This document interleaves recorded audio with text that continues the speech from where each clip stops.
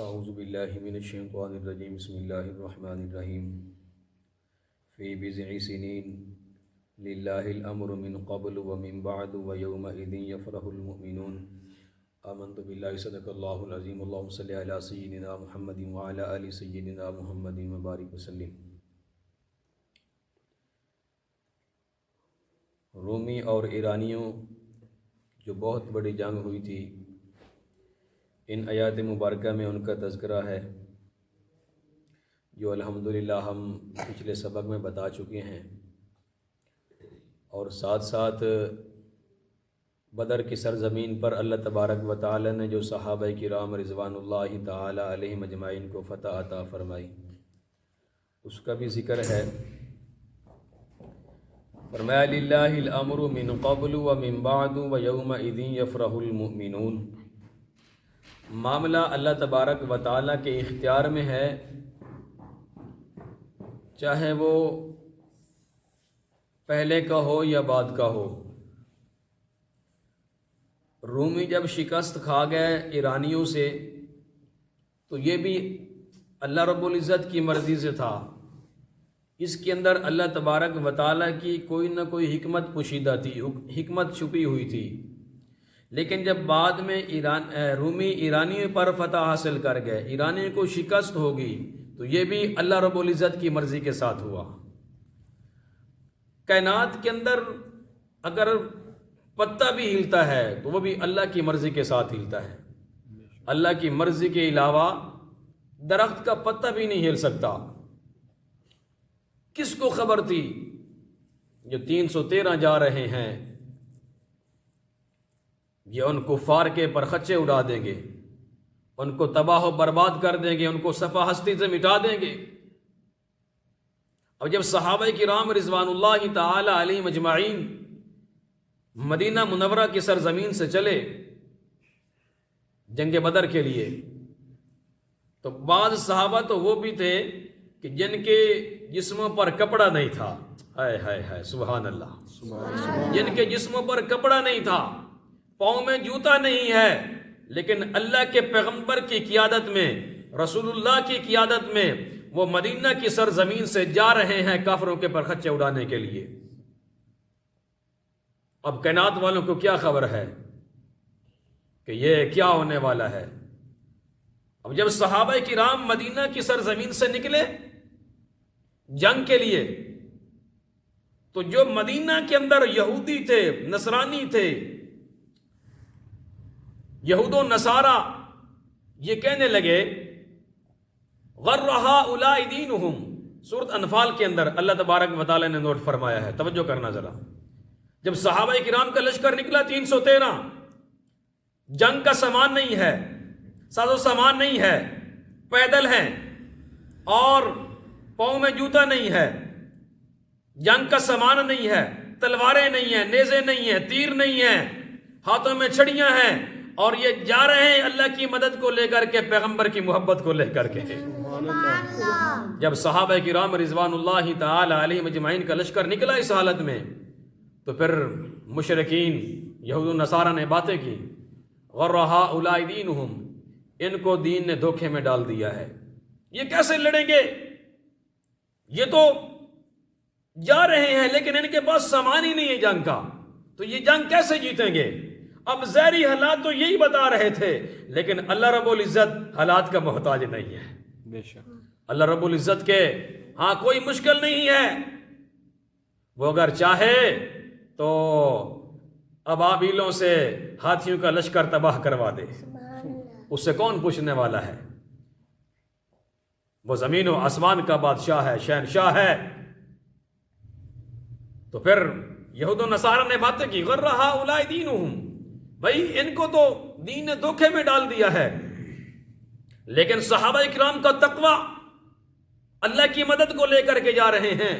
اللہ نے فرمایا وَمَن يَتَوَكَّلْ عَلَى اللَّهِ فَإِنَّ اللَّهَ عَزِيزٌ حَكِيمٌ، جو میرے اللہ پر بھروسہ کر لیتا ہے تو پھر میں اللہ اس کو اکیلا نہیں چھوڑتا، میں اللہ اس کو اکیلا نہیں چھوڑتا۔ پھر اللہ تبارک و تعالیٰ کی مدد شامل حال ہو کر کے رہتی ہے ایمان والوں کے لیے۔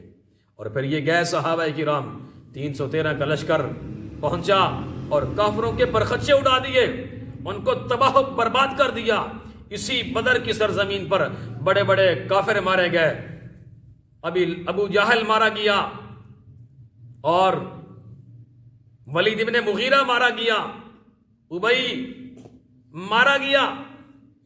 اسی بدر کی سرزمین پر بڑے بڑے کافر مارے گئے اور پھر 70 کافر مارے گئے اور 70 گرفتار ہوئے۔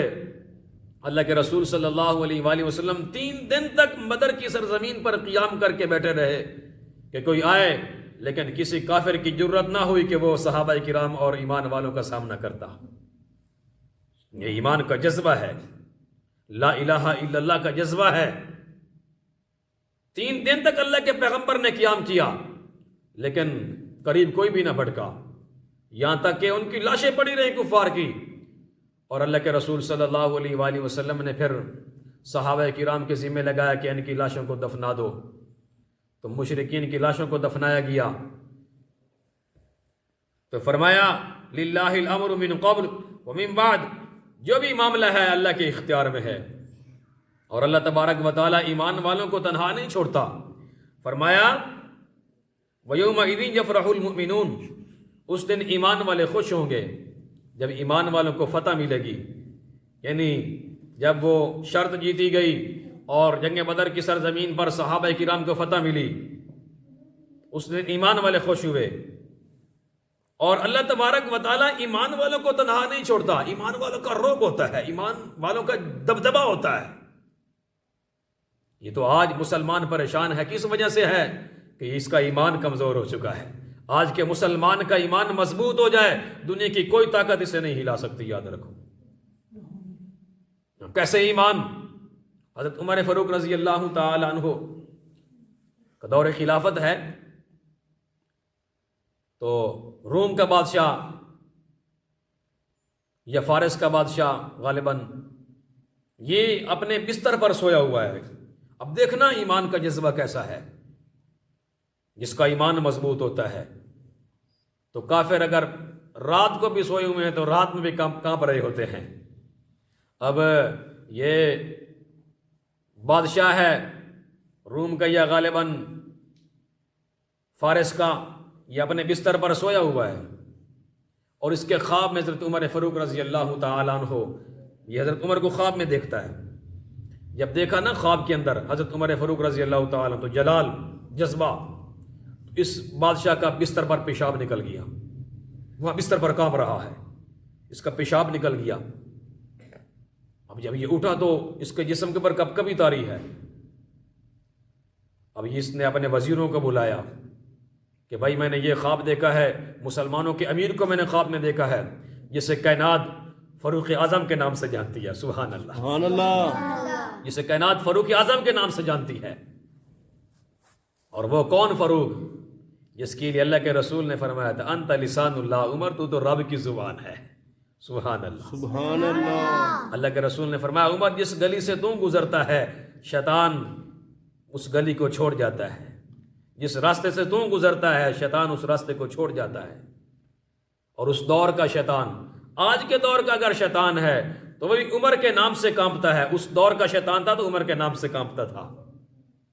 یہ ایمان کا جذبہ تھا۔ اب یہ بادشاہ ہے، اس کا پیشاب نکل گیا بستر پر، وزیروں مشیروں کو بلایا، مشورہ کیا، تو بعض وزراء نے مشورہ دیا حضرت آپ جو ہیں مسلمانوں کے امیر کے لیے تحفے تحائف بھیجیں۔ تو پھر 4 تحفے بھیجے گئے۔ کتنے بھائی؟